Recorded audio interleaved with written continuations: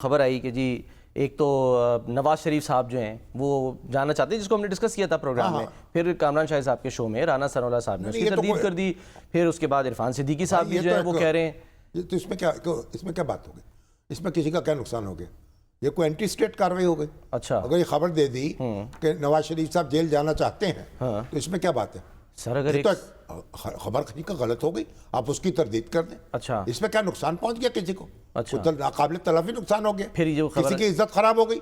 देखिए ऐसा नहीं है, इतना सेंसिटिव नहीं होना चाहिए। अच्छा, फिर अगर उनको शिकायत है तो मुकदमा कर दें अदालत हैसियत और उर्फी का, डेफेमेशन का। अच्छा, जिसको शिकायत है वो मुकदमा कर दे। तो ये इस तरह की बातें जो है उस पर नाराज नहीं होना चाहिए, ना वो कोई फर्द जुर्म इस तरह कोई फर्क नहीं लगाई जा सकती। सरदारी से मुतालिक सर कोई बात नहीं, इससे क्या है? अच्छा, तो वो होता है इस तरह के कामों में। अच्छा, ये तो ना हल्के फुल्की बातें हैं, गुदगुदी कर ली भाई, जरदारी साहब को हटाया जा रहा है। जब गलत खबर जो होती है, जब उसकी तरदीद होती है ना, तो जो खबर देने वाला है उसकी इससे बड़ी तौहीन नहीं हो सकती। अच्छा, हमारे जमाने में तो हम समझते थे, हमारी जवानी के जमाने में अगर किसी की खबर की तरदीद हो जाती थी उसके लिए डूब मरने का मुकाम होता था। अच्छा, इसलिए जिनकी जो खबर है अगर इस तरह की फुलझड़ियां को छोड़ते हैं तो वो कोई रियासत जो है उसके मफादात को नुकसान नहीं पहुंच गया कि आप हर चीज जो है वो गद्दारी नहीं होती, मुल्क दुश्मनी नहीं होती। कोई हंसते भी हैं,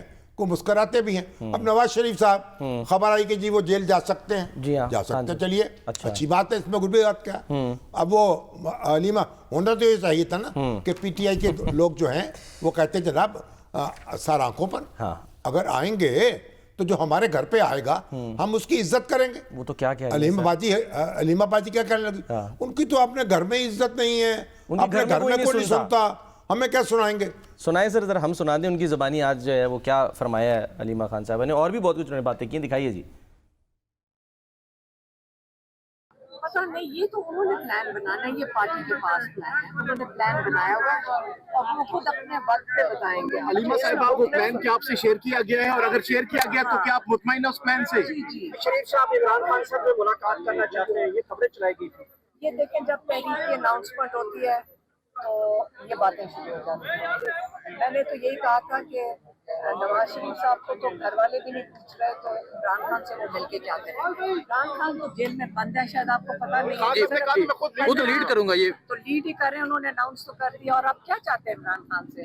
जो 26वीं तरमीम जिसके अंदर सारे आपका रूल ऑफ लॉ दफन कर दिया गया, आप उसकी ये निकलें क्योंकि आपको उसकी जरूरत है। आइंदा आपको इंसाफ कौन सी डाल देंगे? तो याद रखें, आप लोगों ने जब निकलना है तो आप लोगों ने अपनी आज़ादी के लिए निकलना है। इमरान खान कहते हैं मैं जेल में आज़ाद हूँ और आप लोग बाहर कैद।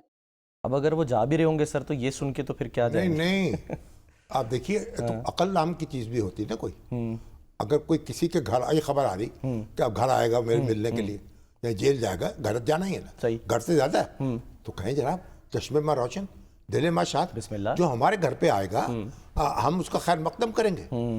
वो तो आप तो देखिए कि हमारे तो रवायत ये है कि 7 खून किए हों, आप घर पे चले जाएं और वो माफ़ कर देते हैं लोग, और उसके बाद इंतहाई बदतमीजी से जवाब दिया जाए गोया इमरान खान साहब वहीं के वहीं रहें जहां हैं।